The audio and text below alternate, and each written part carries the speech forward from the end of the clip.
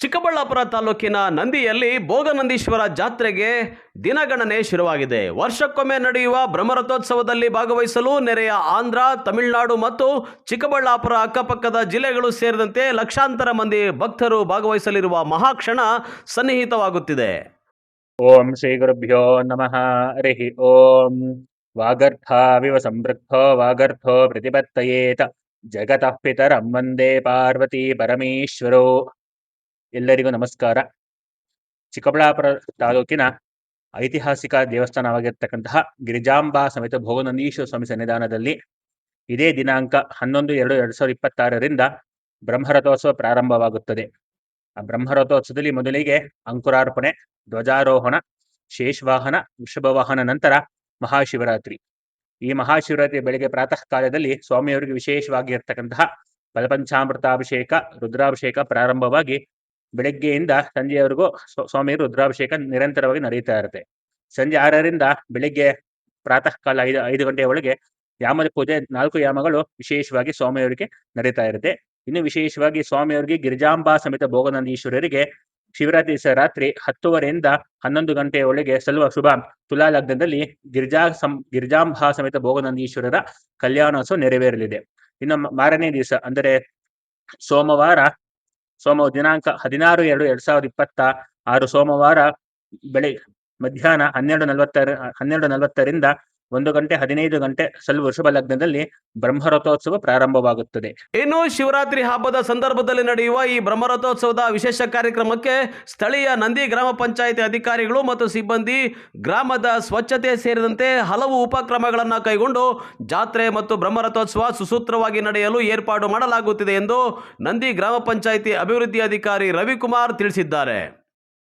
2/2026 ಮತ್ತು 16/2/2026 ನಡೆಯೋ ಮಹಾಶಿವರಾತ್ರಿ ಪ್ರಯುಕ್ತ ನಂದಿ ಜಾತ್ರೆ ಮತ್ತು ಬ್ರಹ್ಮರೋತ್ಸವ ಈ ಸಲ ಅದ್ದೂರಿಯಾಗಿ ನಡೆಸಬೇಕು ಅಂದ್ಬಿಟ್ಟು ಮನೆ AC ಸಾಹೇಬರು ಮತ್ತು ಮುಜರಾಯಿ ಇಲಾಖೆಯವರು ಆದೇಶಗಳ ಹಿನ್ನೆಲೆಯಲ್ಲಿ ನಾವು ನಂದಿ ಗ್ರಾಮ ಪಂಚಾಯಿತಿಯಲ್ಲಿ ಎಲ್ಲ ಗ್ರಾಮಗಳಲ್ಲಿ ಸ್ವಚ್ಛತೆಯನ್ನು ಹಮ್ಮಿಕೊಂಡಿದ್ದೀವಿ.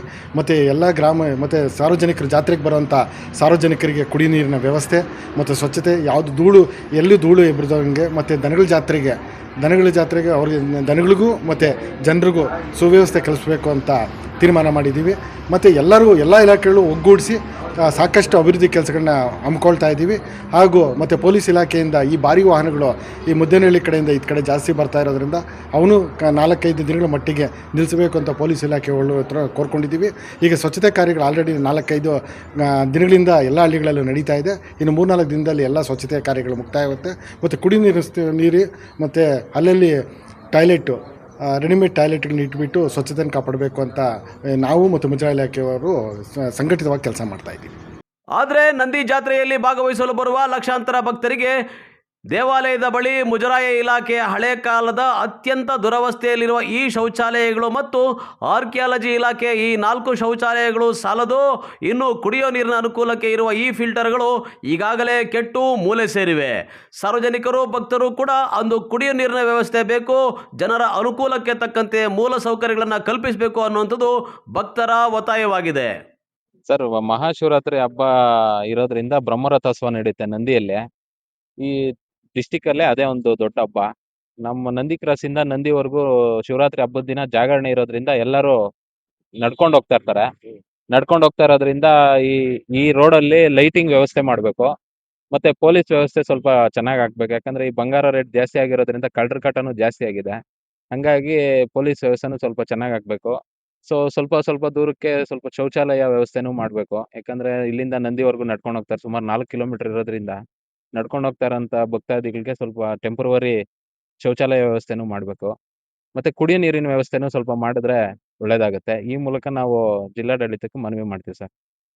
ಹೌದು, ಜಾಗರಣೆಯ ರಾತ್ರಿ ನಂದಿ ಕ್ರಾಸ್ನಿಂದ ನಂದಿಗೆ ಬೆಳಕಿನ ವ್ಯವಸ್ಥೆ ಆಗಬೇಕು, ಕುಡಿಯುವ ನೀರಿನ ವ್ಯವಸ್ಥೆ ಆಗಬೇಕು ಮತ್ತು ಪೊಲೀಸ್ ಭದ್ರತೆ ಹೆಚ್ಚಿಸಬೇಕು, CCTV ಕಣ್ಗಾವಲಿನ ರಕ್ಷಣೆ ಇರಬೇಕು. ಹೀಗೆ ಜನರ ಬೇಡಿಕೆ ಜಾಸ್ತಿ ಇದೆ.